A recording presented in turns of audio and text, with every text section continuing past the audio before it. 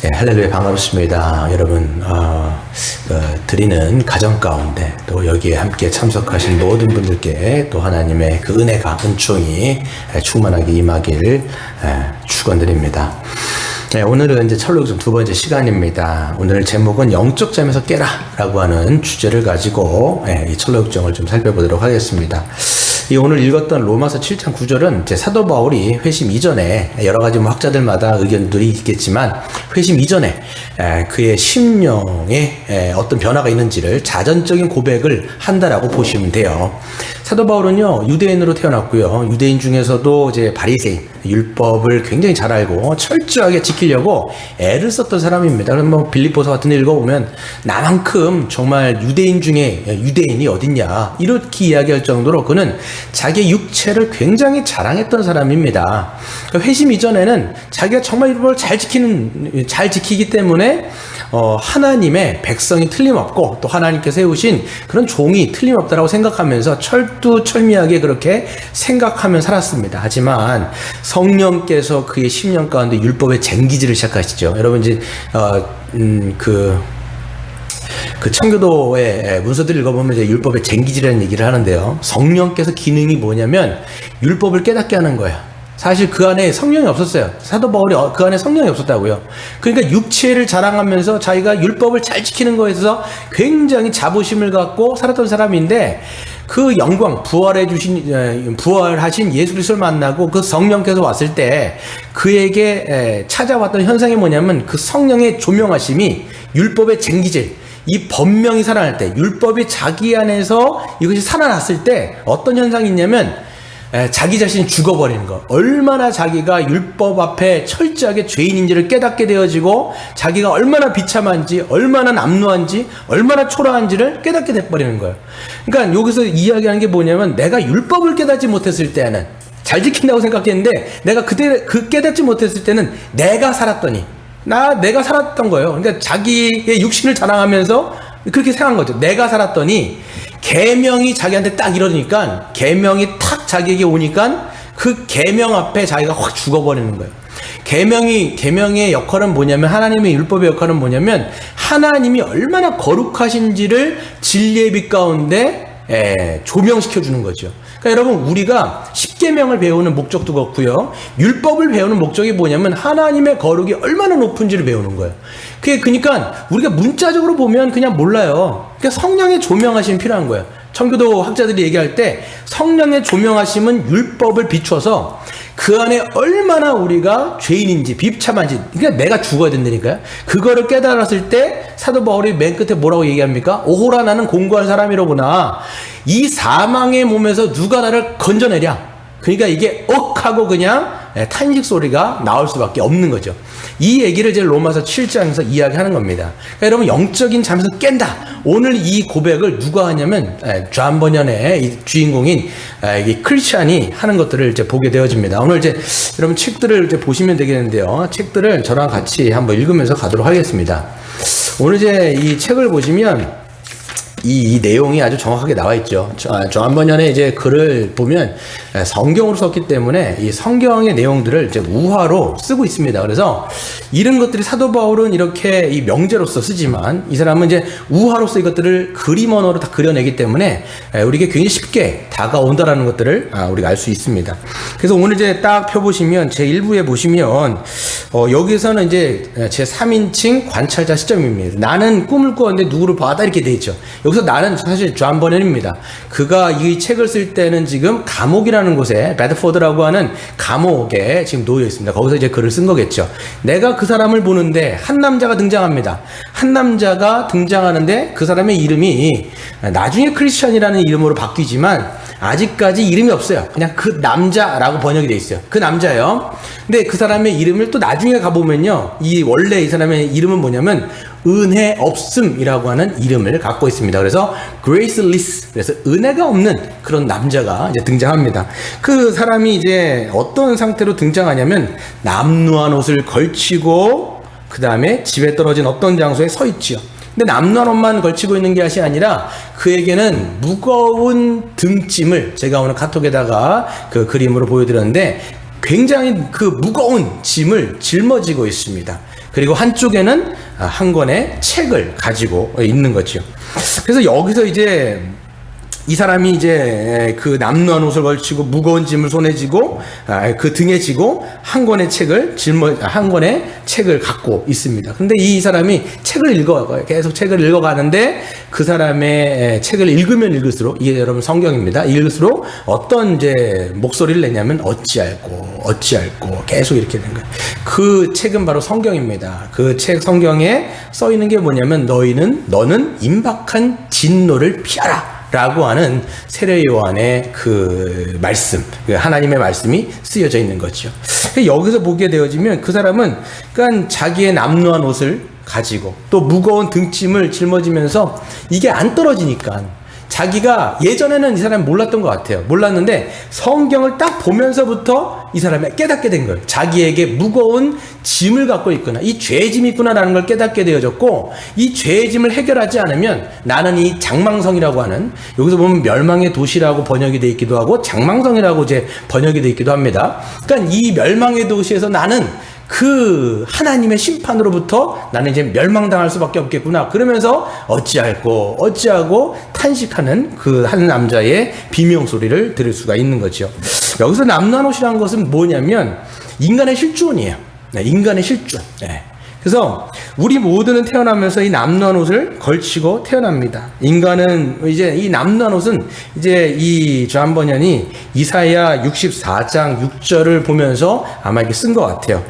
그래서 여러분 이 책을 읽어보시면요, 옆에 이게 가로가 치고 다 각주가 써 있어요. 그래서 여러 가지 번역본을 같이 보는데 보면 이 가로를 좀 잘 읽어보세요. 그래서 이 성경을 읽으면서 그러니까 이 조한 번연의 책을 읽으면서 성경을 같이 보시면 참 좋습니다. 그래서 이 사람이 어떤 구절에서 이렇게 갖고 왔는지를 보시면 돼요. 그래서 요런 번역에 보시면 무거운 짐을 갖고 있다. 각주에 보면 뭐라고 써 있냐면 이사야서 64장 6절 이렇게 돼 있단 말이에요. 찾아가 보면 이렇게 돼 있어요. 무릇 우리는 다 부정한 자 같아서 우리의 의는 다 더러운 옷 같으며 우리는 다 잎사귀 같이 시들므로 우리의 죄악이 바람같이 우리를 몰아가나이다 라고 이야기하죠.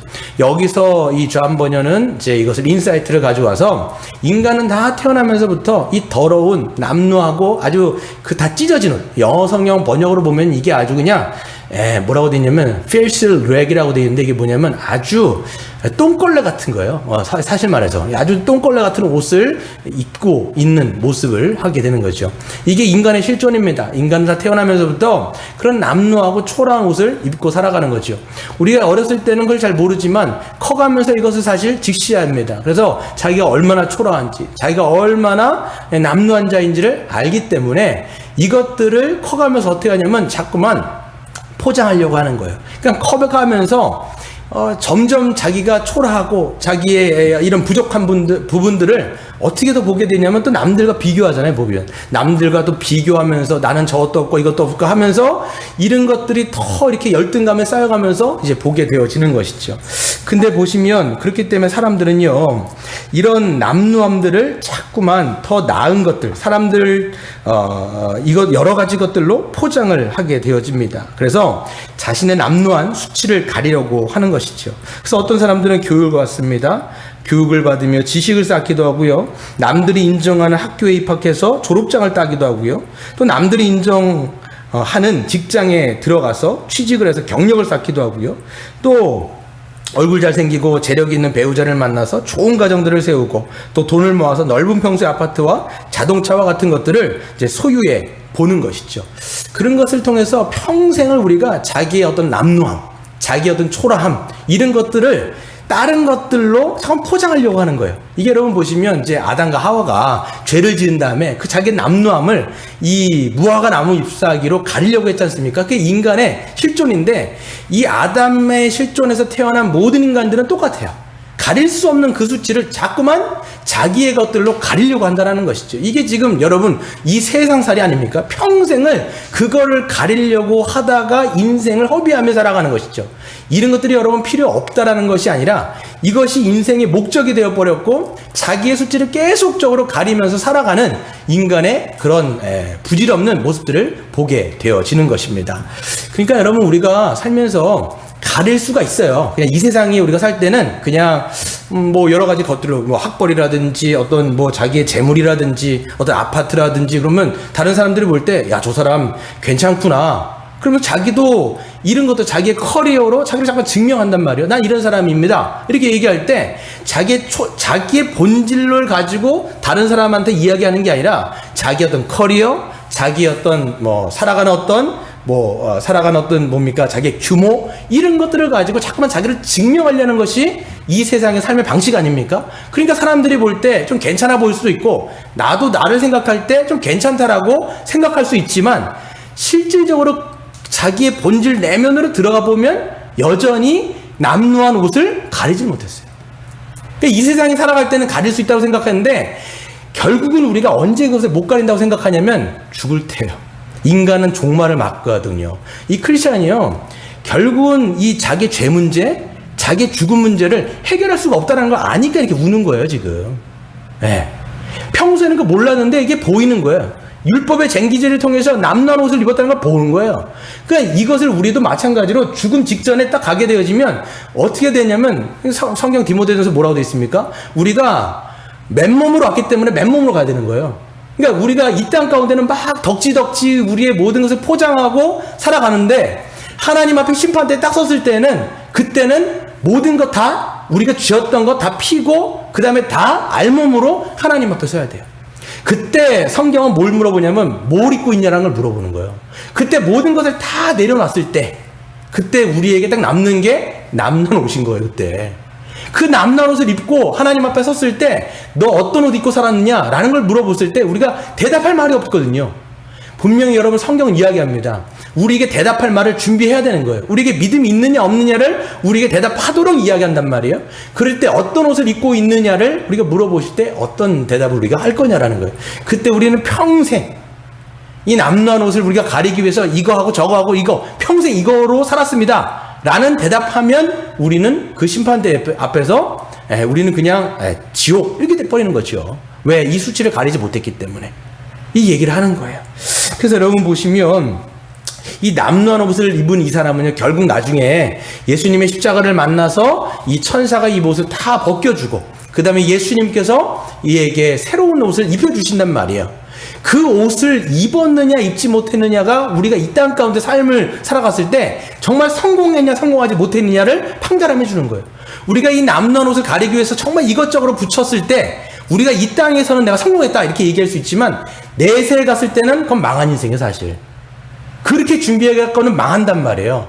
여기서 정말 우리가 진짜 성공한 인생은 뭐냐면 이 남루한 옷을 가리기 위해서 예수님의 십자가를 통해서 그리스도께서 우리에게 그 진짜 수치를 가리워 주시는 그 옷을 입었냐라는 것들이 우리 인생에서 가장 최고의 성공이라는 것들을 여러분이 믿으셔야 된다라는 것들을 우리가 보게 되어지는 것이지요.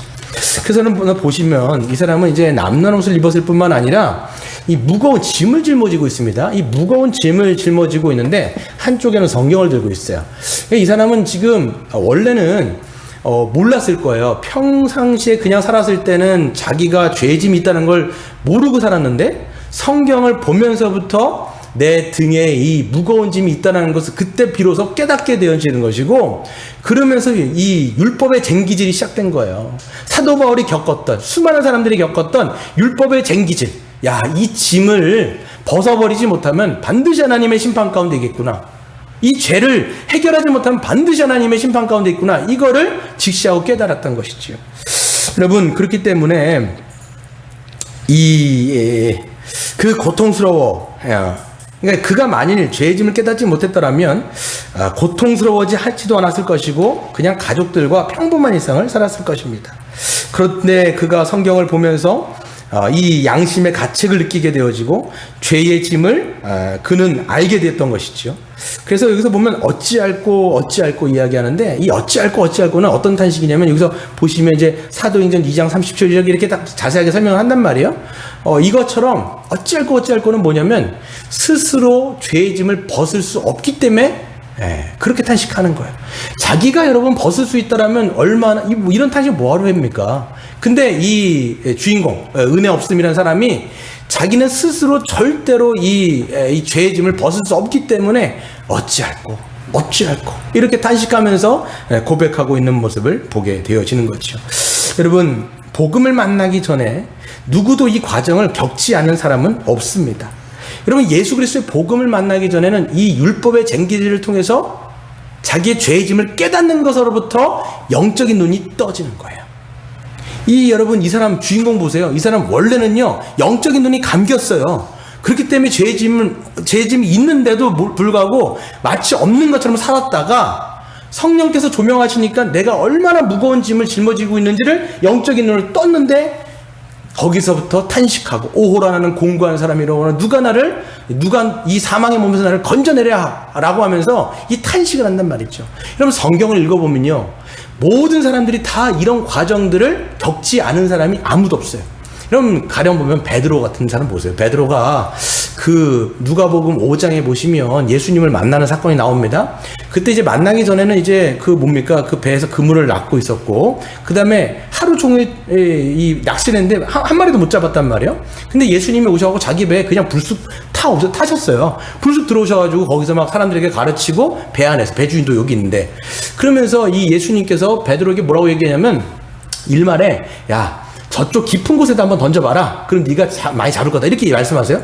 그랬더니 베드로가 뭐라고 얘기하냐면, 선생님, 내가 지금 하루 종일 동안 수고했는데 한 마리도 못 잡았는데 지금 시간에는 저 깊은 곳에 던지면 절대로 못 잡습니다. 이런 뉘앙스를 가지고, 하지만 내가 당신의 말에 의존해서 깊은 곳에 던지겠습니다 했는데 엄청난 고기를 잡잖아요. 그랬으면 거기서 우리가 좀 의아하게 보셔야 될 건 뭐냐면, 기적을 봤으면 야, 이분하고 함께 다니면 좋겠다 이렇게 생각을 해야 되는데, 베드로의 반응이 뭐냐면, 주님, 나는 죄인이로소이다 라고 하면 확 엎어져 버려요. 그러니까 여러분, 우리가 예수 그리스도의 그 거룩하심을 보게 되어지면 우리는 그냥 죄인입니다라고 하는 억소리가 나는 게 정상이에요. 억소리가 나는 게 정상이에요. 거룩하신 하나님을 만났는데 여러분, 억소리가 나지 않고 비참함을 느끼지 않는다라는 것은 이상하다라는 것이죠. 여러분, 베드로가요, 나중에 성령을 받은 다음에 예루살렘에서 이 설교를 했을 때, 그때 어떻게 합니까? 수많은 사람들이, 오순절 성령 강림 때, 그러니까 수많은 사람들이 베드로의 설교를 듣고, 맨 마지막, 베드로의 마지막 결론이 뭐였냐면, 너희가 십자가에 죽인 그 예수를 하나님이 주와 그리스도가 되게 하셨느니라 라고 마지막 결론을 못을 박아버린단 말이에요. 그랬더니 그 말씀을 듣고 난 사람들의 반응이 뭐였냐면, 어찌할꼬 우리가 하나님의 아들을 못 박았는데 우리는 어찌할꼬, 이 얘기가 뭐예요? 우리가 죄인이다라는 거예요. 그렇다면 우리가 어떻게 구원을 얻을 수 있겠습니까? 라고 물어보는 게 당연한 거죠. 그렇죠? 이렇게 모든 사람들은 복음을 만나기 전에, 십자가의 은혜를 받기 전에 이 율법의 쟁기를 통해서 우리가 하나님 앞에 얼마나 큰 죄인인지를 이제 보게 되어진다라는 것이죠. 여러분, 조지 휘필드가요, 한 번은 이제 집회 가운데 설교를 한 적이 있어요. 그 주된 내용은 뭐냐면, 인간에게 있어서 이 죄짐이 얼마나 무거운지를 설교하는 내용이었습니다. 그 집회를 다 들은 다음에 한 청년이 와가지고 그 휘필드한테 이야기를 했습니다. 그가 어떤 뉘앙스로 얘기했냐면, 약간 비웃으면서, 휘필드의 이야기를 비웃으면서, 목사님, 저는 한 번도 죄의 무게를 그렇게 느껴본 적이 없는데요? 라고 이렇게 비웃으면서 이야기를 했어요. 그때 휘필드가 했던 말이 이거였습니다. 청년, 시체에게 굉장히 큰 무게의 돌을 올려놓는다 할지라도 그 시체가 그 무게를 알겠는가? 라고 이야기를 한 거예요. 여러분, 그렇지 않습니까? 여러분, 시체는 죽었어요. 죽었기 때문에 아무리 무거운 돌을 올려놓는다 할지라도 시체는 그게 무겁다라는 것을 전혀 반응하지 못하는 거예요. 우리도 마찬가지예요, 여러분. 영적에서 깨지 않으면, 이 율법의 쟁기질이 시작되지 않으면 우리는 그냥 죽은 거죠. 그러니까 모두가, 여러분, 우리가 그리스도에게로 가기 위해서는 여러분, 이 죄의 무게가 얼마나 크다는지를 알 때에 비로소 우리의 그 죄의 짐을 벗기 위해서 그리스도에게로 가는 거예요. 여러분, 죄의 무게와 하나님의 거룩의 높이는 반비례하는 거예요. 그러니까 죄의 무게를 알면 알수록 우리가 하나님의 거룩하심이 얼마나 큰지를 안다라는 거예요. 그게 여러분, 영적으로 산 자의 모습인 거예요. 네, 그렇죠? 여러분, 개인적으로 한번 적용 한번 해볼게요. 우리는 어떻게 예수 그리스도께로 나아갔습니까? 우리가 어떻게 예수 그리스도께로 나아갔어요? 갈라디아서를 보면 우리가 율법 아래에 우리를 가둬놔요. 그래서 이 어찌할꼬를 하다가 결국은 이 율법이 우리에게 몽학선생이 되어서 우리를 그리스도께로 인도하는 거야. 그러니까 율법 아래에 우리가 그 숨막히는 율법 아래에 그것을 느끼지 못한다면 절대로 그리스도께로 우리는 인도함을 받지 못한다가 성경의 메커니즘이죠. 그러니까 여러분, 이 율법을 통해서만이 우리가 그리스도에게로 간다라고 성경은 선언하고 있는데, 우리는 어떠냐라는 거죠. 우리는 어떻게 그리스도께로 나아갔냐라고 생각을 해보셔야 됩니다. 여러분, 율법의 쟁기질을 경험한 적이 있습니까? 죄의 무게를 여러분 느껴본 적이 있습니까? 자신의 죄의 짐을 결코 벗을 수 없다는 것 때문에 낙심하고 비참해 본 적이 있냐라는 거예요. 물론 여러분, 이 죄의 짐은요, 막 어떤 사람은 클 수도 있고요, 작을 수도 있지만 분명한 건 뭐냐면 이 무게를 느껴본 적이 있냐라는 것들을 성경에서는 이야기하는 거예요. 이걸 전혀 느껴본 적이 없고 그냥 교회 오면 복 받는다면서 그냥 뭐 교회에 오면 마음의 평안을 누리기 위해서 오는 분들이 있어요. 그냥 난 교회 왔더니 마음의 평안을 누린다. 여러분, 마음의 평강은요 언제 느끼는 거냐면 우리가 정말 깊은 수렁 가운데 이 죄짐에 눌린 다음에 여기에서 자유함을 맛보는 거예요. 하나님께서 그 죄의 짐을 벗겨주셨다. 이 자유함 가운데 하나님과의 화평을 통해서 평안이 오는 거지, 아무런 죄의 죄책감도 없이 이것이 해결받지도 않고 교회 오면 나 그냥 마음이 편해 이렇게 오는 거는요, 율법을 통과하고 예수께로 온 게 아닌 거예요. 그냥 교회 나오는 거죠. 그리고 그냥 요즘에는 하도 교회에서도 그냥 죄에 대해서 얘기하지 않고 이 복음에 대해서 얘기하지 않으니까 그 교회 안에 사람들이 어떻게 오냐면 그냥 자기가 복 받으려고 오는 줄 알고 자기 일이 안 풀리니까 오는 것이고, 여러분, 일이 잘 안 풀리기 때문에 오는 거는 뭐 딴 데 가도 되지 않습니까? 근데 왜 우리가 굳이 그리스도께로 나오느냐? 이건 여러분 분명한 거예요. 하나님과의 화목되는 거, 우리가 죄 용서함을 받고 하나님과 연합되어지고 화합되는 거, 이것이 우리가 복음이 우리에게 필요한 목적이라는 거죠. 로이드 존슨 목사님이 이런 말씀을 하세요. 어떤 말씀을 하냐면 복음이 우리에게, 예수님이 우리에게 가장 필요한 이유가 뭐냐라고 했을 때 사람들은요 더 나은 사람이 되기 위해서라고 얘기하는데 아니라는 거예요. 가장 우리에게 복음이 필요한 이유와 목적은 뭐냐? 바로 창조주신 그 하나님과 화목하기 위해서. 이게 여러분 가장 제일 되는 목적입니다, 여러분. 이 복음이 우리에게 필요한 거. 그러니까 여러분들이 이 복음을 통해서 이 십자가를 통해서 예수를 만났는지 아니면 우리가 다른 문으로 다른 방식으로 들어왔는지를 늘 점검해야 하는 것이죠. 여러분, 그렇기 때문에 우리가 예수님이 어떤 분인지를 분명히 모르면 다른 것 때문에 웃을 수 있어요. 예수를 믿으면 잘 된다더라. 예수 믿으면 내 길이 그냥 더 좋아진다더라. 그러니까 세상 것들을 구하기 때문에, 그럼 나중에 이 철록장 보시면 대마라는 사람이 등장해요. 성경에서 대마 등장하지 않습니까? 대마는 왔다가 믿는 사람인 것처럼 보였는데 나중에는 어떻게 됩니까? 세상을 사랑해서 세상으로 떠나버립니다. 그게 여러분 철록장에 또 나와요. 그러면서 여러분 믿는 사람들을 나중에 아주 곤란하게 만들어요. 내가 믿어봤는데 아무것도 없더라. 잠깐만, 이런 말을 하도록 만드는 게 대마의 역할이었거든요. 그러니까 여러분, 우리가 분명히 영적인 잠에서 깼는가, 율법의 쟁기질을 통해서 우리가 복음을 믿었는가, 이것들을 여러분들이 잘 확인하기는 여러분 되기를 바랍니다. 두 번째로 보시면 이제 이 크리스찬이 자기가 이제 죄의 짐에 눌린 다음에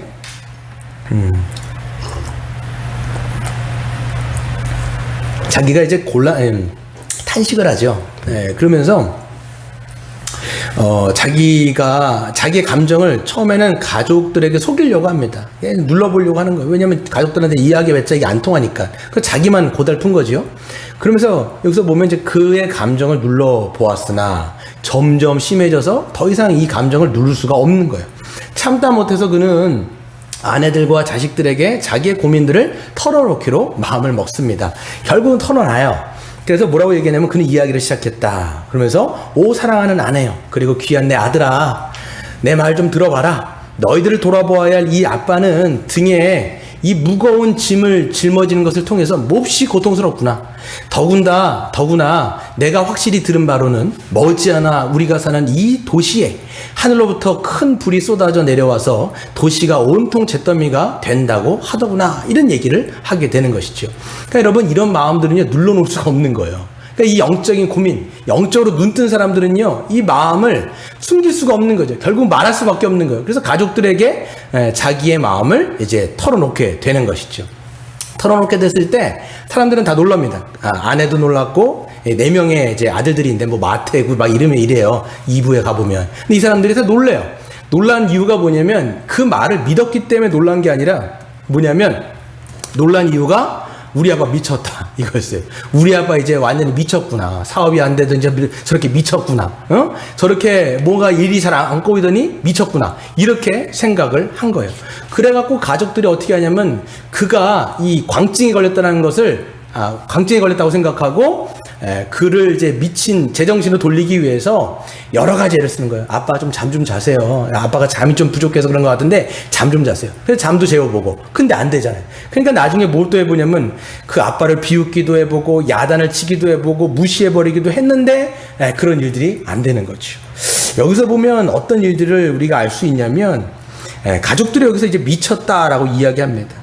가족들은요 그의 말을 듣고 무척 놀랐어요. 아까도 말씀드린 것처럼 그의 말을 믿고 놀란 것이 아니라 그 정신이 제정신이 아니구나 라고 생각했기 때문에 그렇게 된 겁니다.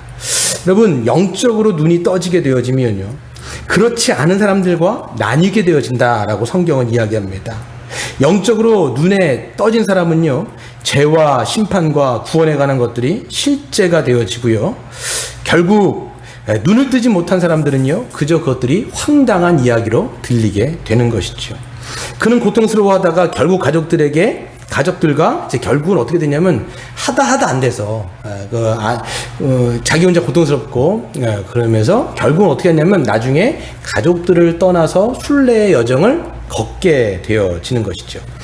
이걸 여러분 잘못해서 해석하면요 이렇게 돼요. 뭐 신천지라든지 뭐 신옥주 뭐 이런 사람들 보게 되어지면 가족들을 떠나가지고 뭐 자기 피지 같은 섬 있잖아요. 이런데 막 불러와가지고 이렇게 되어지는데 그런 이야기를 하는 게 아니에요. 지금 여기서 갈라섰다라는 얘기가 아니라 이것을 보여주는 건 뭐냐면 영적으로 눈뜬 사람이 있고 영적으로 눈뜨지 못한 사람들이 있지 않습니까? 그러면 가정 안에서 어떤 일들이 벌어지게 되어지냐면 이제는 나뉘는 거죠. 영적으로 갈등을 빚게 되어지는 것입니다. 그렇죠. 그래서 이 영적인 갈등과 영적인 분리를 이야기하는 것이지 어디 멀리 가족들을 떠나서 멀리 가라는 것이 아니라는 거예요. 그래서 여러분 영적으로 눈을 감았을 때는 분명 제 가족들과 뭐 이 크리스찬이 처음에는 뭐 가족들과 함께 즐겁게 지냈을 거예요. 이런 얘기도 하고 저런 얘기도 하고 아주 즐겁게 일상을 살면서 했지만 그가 영적인 눈이 띄면서부터 그에게 주된 것은 다른 문제들이 아니라 남루한 옷을 어떻게 포장할까 이런 문제가 아니라 그때부터 본질적인 문제는 어떻게 내가 이 등의 짐을 벗어버릴까 구원과 심판과 그 영생에 관한 것이 자기의 가장 본질적인 관심사가 돼버린 거예요. 그러면서 가족들과 이 갈등을 빚게 되는 것이죠. 그러니까 이제는 예전에는 그렇게 재밌게 이야기했던 것들이 이제는 더 이상 재미없게 되는 거예요. 그러면서 예전에는 여러 가지 그러니까 이 아내 이름이 이제 크리스티아나인데요. 그러니까 뭐 가게에서 정말 그런 마음속 깊은 이야기까지 나누다가 이제는 그가 어떻게 됩니까? 마음속 깊은 이야기를 더 이상 나눌 수가 없죠. 자기의 마음을 나눌 수가 없는 모습들을 보게 되어집니다. 그래서 여러분 철로역정 1부는요 보면 이제 아빠 크리스찬이 이제 이 순례 여정을 떠나는 이야기고 우리가 이제 2부를 보게 되어지면 2부는 남은 가족들이 이제 순례 여정을 걸어가는 이야기입니다. 여러분 마태복음 저는 이게 생각이 났어요. 10장 34절부터 39절에 보시면 예수님도 똑같은 말씀을 하세요. 어떤 말씀을 하시냐면 아마 이 말씀을 존 버녀는 아마 우화로 만든 걸 거예요. 이런 얘기하죠. 내가 세상에 화평을 주러 온 줄로 생각하지 말아라.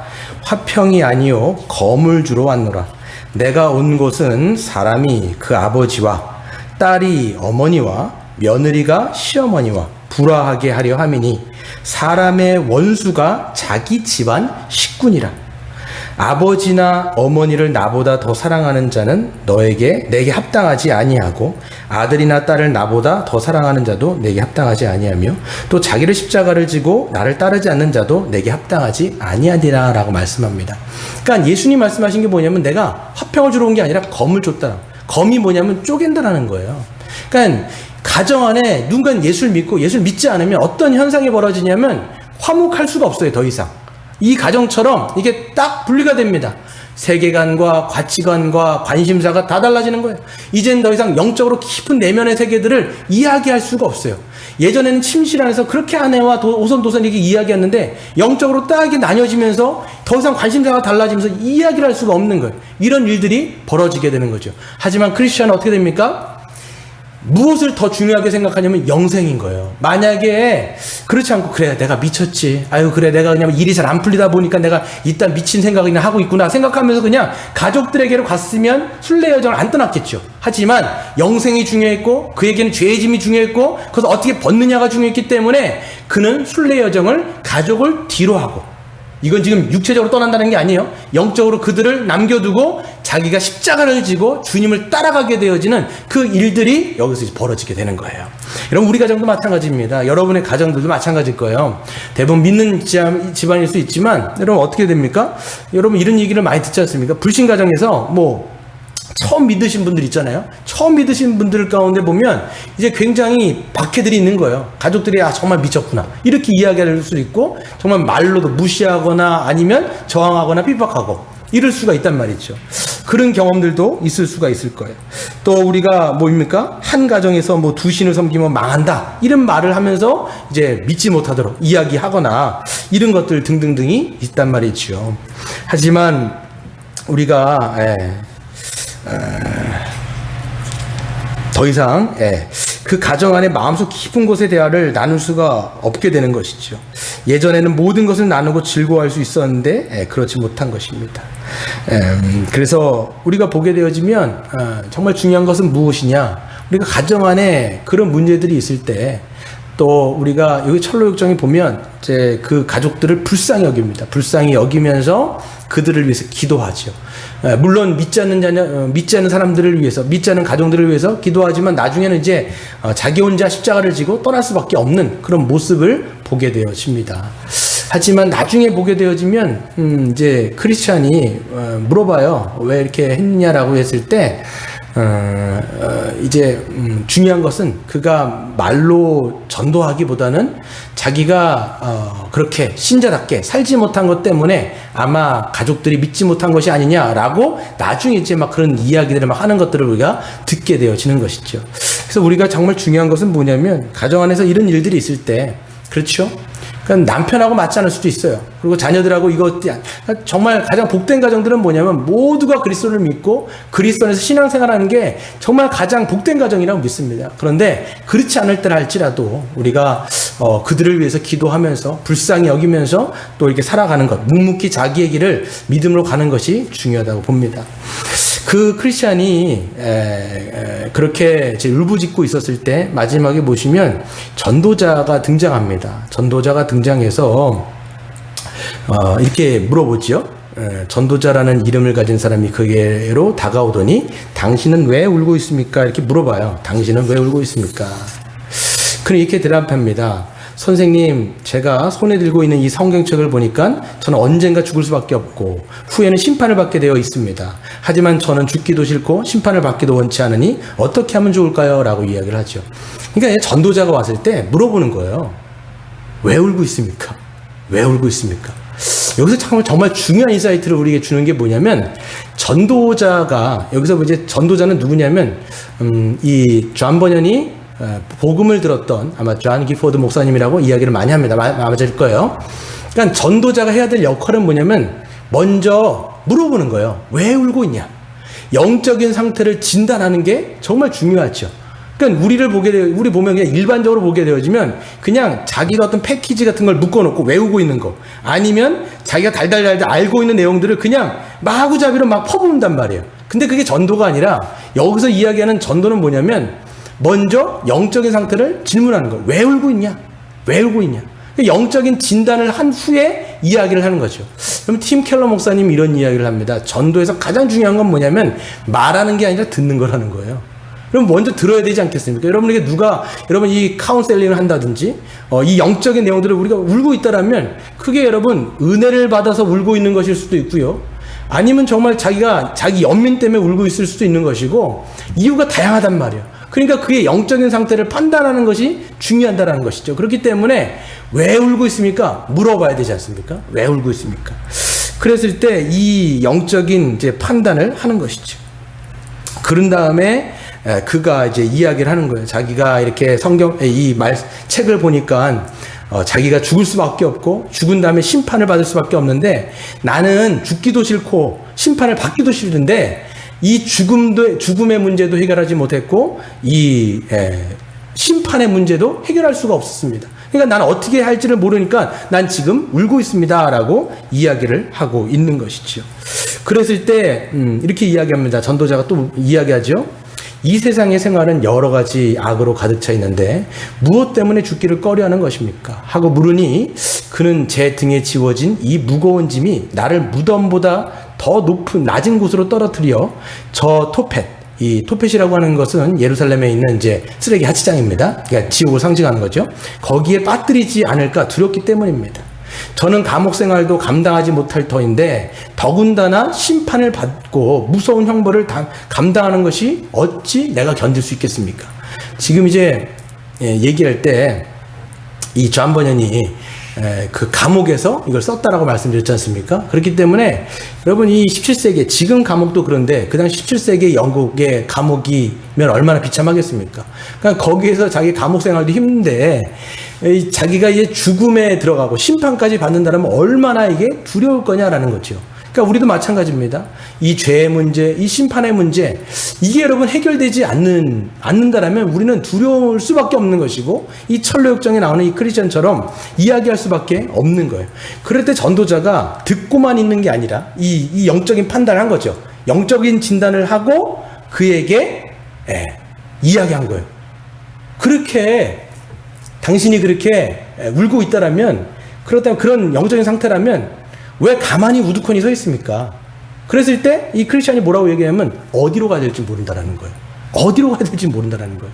정말 수많은 사람이 이런 처지에 있는 것은 아닌지 생각해 봐요. 사람들이 영적인 답답함이 있어요. 근데 어디로 가야 될지 모르는 거예요. 근데 전도자는 이때 길을 알려주는 거죠. 뭐라고 얘기하냐면 저쪽 보이십니까? 저기 보이십니까? 저쪽으로 가세요. 이렇게 얘기하는 거예요. 저기 좁은 문으로 가십시오 라고 이야기를 하는 거예요. 그러니까 전도자의 역할은요, 그냥 영적인 판단만 하고 듣고만 있는 게 아니라 결국 말을 해줘야 돼요. 영적인 가이드라인을 해줘야 되는 거죠. 무엇이 복음인지 알려줘야 되고 무엇이 십자가의 길로 가는 것인지를 알려줘야 되지 않습니까? 그러니까 영적인 판단과 영적인 이야기를 하는 거죠. 여러분 그 일본에 보면요, 일본에서 어떤 컨퍼런스가 열렸어요. 이 컨퍼런스의 주제가 뭐였냐면 한국 교회는 저렇게 전도를 열심히 잘하는데 왜 일본 교회들은 그렇게 전도를 못하느냐, 이런 컨퍼런스가 열린 거예요. 결론대로 뭐였냐면 일본 사람의 문화적 그 내용인 거예요. 이 일본 사람들의 이 문화적인 습성이 뭐냐면 너무 예의를 차리는 거예요. 너무 예의를 차리다 보니까 남에게 신뢰를 끼치거나 결례를 끼치는 것들을 굉장히 싫어하는 거예요. 그런 문화 가운데 있다 보니까 이 사람들이 말을 못하는 거예요.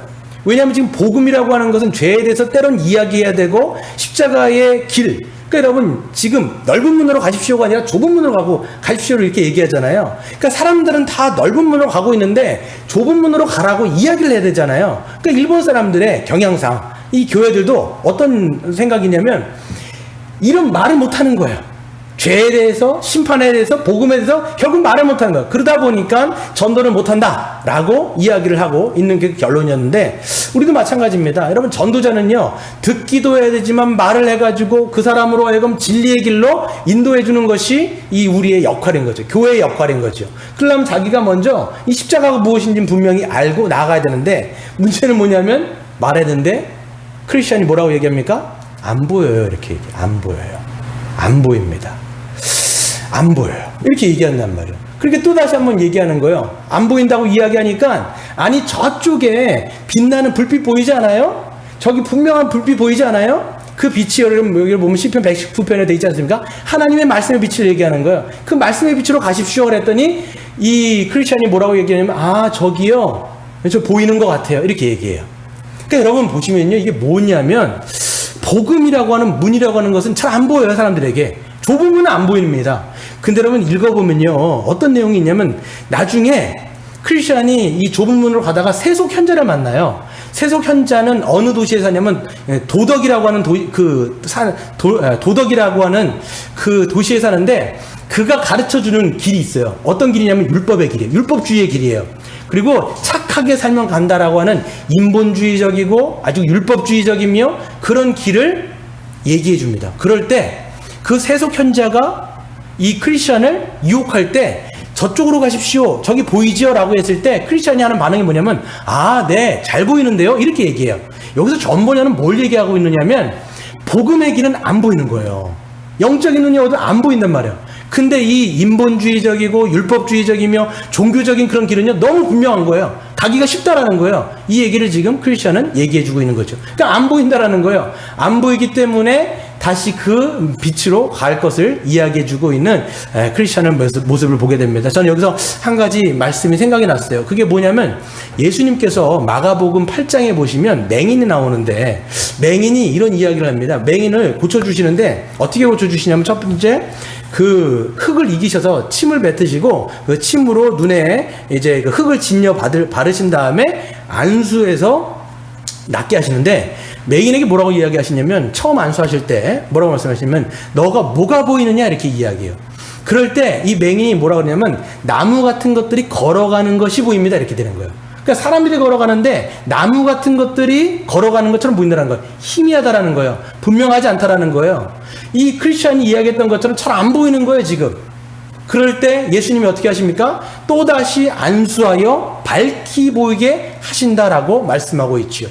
그래서 분명하게 맹인이 보게 되는 것이죠. 여러분 우리의 영적 각성도 마찬가지입니다. 하나님께서 이 성령의 조명하심을 통해서 우리에게 율법의 쟁기질을 막 하시는 거예요. 아 간증하죠. 탄식합니다. 고통스럽습니다. 하나님 내가 어떻게 이 짐을 벗습니까? 라고 했을 때 누군가를 통해서 복음을 듣게 돼요. 좁은 문으로 가라고 이야기합니다. 십자가를 보게 되어지며 근데 처음부터 잘 안 보여요 우리가. 이게 계속 하나님의 말씀의 빛을 받아야 분명히 보고 더 확실하게 보고 분명하게 보고 하는 거예요. 여러분 크리스찬이요 계속해서 들고 있는 게 뭐냐면 두루마리 성경이에요. 이거 끝까지 가져갑니다. 이 말씀을 여러분 할 때 힘들 때마다 펴봐요. 힘들 때마다 펴봐요. 근데 한 번은 정자에 가다가 이걸 놓친단 말이에요. 그래서 엄청나게 후회합니다. 도로 가요. 그래갖고 다시 말씀을 집어요. 그러면서 나중에 하는 말이 뭐냐면 내 손에 있는 검을 꽂지 말아라. 뭐예요? 우리가 찬송가도 보면 내 손에 있는 검을 꽂지 말아라. 하나님의 말씀의 검을 계속 펴서 봐야 되는 거예요. 그랬을 때 우리를 자꾸만 진리로 인도하는 거죠. 이것이 우리로 하여금 계속적으로 복음으로 영적 각성을 하게 만들고 하나님의 그 진리의 빛, 이 철로 역정을 걸어가게 만든다라는 거예요. 여러분 우리가 오늘 말씀을 이제 마칠 텐데요.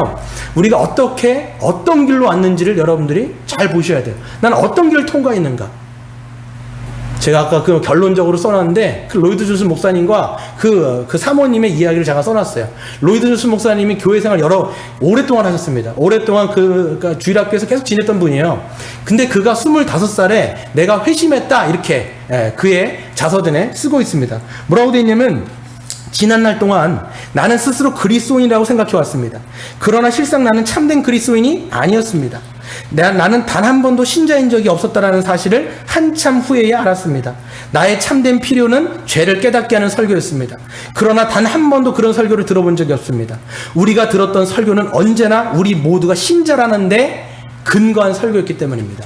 그러니까 이가 계속 신앙생활을 했다라고 생각했는데 복음적인 설교를 못 들었기 때문에 그는 모든 설교가 어떤 설교였냐면 신자라는 가정하에 계속 설교가 된 거예요. 그러다 보니까 사람들은 신자라고 알았지만 로이드 존슨 목사님은 25살에 비로소 자기가 얼마나 죄인인지를 깨닫게 되어지고 그때 회심했다라고 하는 거예요. 그때 영적인 각성, 영적인 눈을 뜨고 그때 구주를 믿었다라고 이야기합니다. 근데 그 사모님도 똑같아요. 로이드 존슨 목사님 사모님 배당 로이드 존슨인데요. 그분도 똑같이 의사였어요. 게다가 신앙으로 말하면 굉장히 근수저예요. 왜냐하면 그의 할아버지께서 감리교회 유명한 교회의 목사님이셨거든요. 그냥 그분도 주일학교 반사하고 여러 가지 신앙생활하면서 쭉 그러니까 어떻게 보면 신앙의 명문가 가정에서 자라났습니다. 근데 그가 로이드 존슨 목사님을 만났어요. 그리고 나서 그가 웨스트민스터 그 교회 전에 설교를 하는데 2년 동안 그 남편의 설교를 계속 들었어요. 근데 여러분 로이드 존슨 목사님의 설교는 그 두 개가 있었어요. 하나 주일날 설교를 하셨는데 하나는 그냥 믿는 자들을 향해서 설교, 디다케 설교죠. 가르치는 설교를 하셨고 주일날 저녁에는 계속 복음적인 설교를 했어요. 안 믿는 자를 대상으로 계속 불신자를 대상으로 복음 설교를 했어요. 그러다 보니까 2년 동안을 그 사모님이 그 설교를 계속 들은 거예요. 그러면서 하는 게 뭐냐면 그 사모님이 그 남편의 설교를 듣고 2년 후에 고백한 게 이 내용이에요. 뭐라고 돼 있냐면 그가 얘기를 합니다. 나는 남편의 목회 사역 아래 2년을 보내고서야 진정한 복음이 무엇인지를 알게 되었습니다. 나는 주정뱅이와 창녀와 마찬가지로 회심해야 될 죄인인 것을 내가 그때 깨달았습니다. 그러니까 이분이요, 그냥 이 신앙생활을 너무 매끄럽게 하다 보니까 자기는 너무 그냥 종교적인 거 익숙하다 보니까 나는 죄인일, 내가 저런 사람하고는 난 달라. 종교적으로 나는 격이 달라. 맨날 이렇게 생각하면서 늘 자기는 하나님의 언약 자손이라는 것을 늘 이거는 철사까지 믿고 살아간 거예요. 그러니까 한 번도 회개한 적 없고 한 번도 영적인 그 율법의 쟁기질을 당한 적도 없고 그러다 보니까 자기가 철저하게 하나님 앞에 회개하고 돌아와서 이렇게 이 철로역전에서 이야기한 것처럼 그렇게 어찌할 걸 해본 적이 없는 거예요. 근데 남편의 설교를 듣고 회심하여 그때 비로소 내가 구주를 영접했다 이렇게 얘기를 해요. 그러니까 여러분 우리도 마찬가지예요. 우리가 교회에서 너무 익숙하게 있다 보면요, 우리의 전제는 뭐냐면 나는 신자라고 하는 전제를 가지고 살아버려요. 근데 여러분 크리스찬이 나중에 보면요 계속 얘기하는 게 뭐냐면 이 나중에 계속 물어봐요. 뭐라고 얘기하냐면 사람들 이 교회 안에서 뭐라고 물어보냐면 어디에서 와서 어디로 갈 겁니까?